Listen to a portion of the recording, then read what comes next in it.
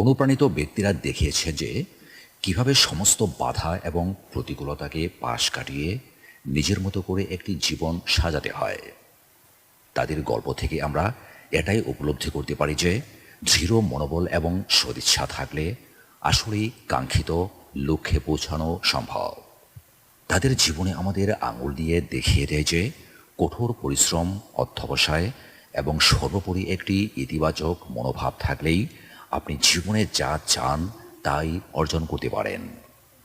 লিভউডে দুর্ভাগ্যবশত অপারেশনের পর তিনি হাঁটার ক্ষমতা হারিয়ে ফেলেন এবং এখন পর্যন্ত তার চলাচলের একমাত্র ভরসা হুইল চেয়ার। শুকলে মাথা গোঁজার জন্য আশ্রয় শিবিরে যাওয়া ছাড়া তার আর কোনো উপায় ছিল না। সেখানে প্রতিদিন বিছানার জন্য লাইন ধরতে হতো। ভাগ্য ভালো হলে ঘুমানোর ব্যবস্থা হতো, তা না হলে ঠাঁই হতো তাঁবুর নিচে, যেখানে রাতের প্রচণ্ড শীত সহ্য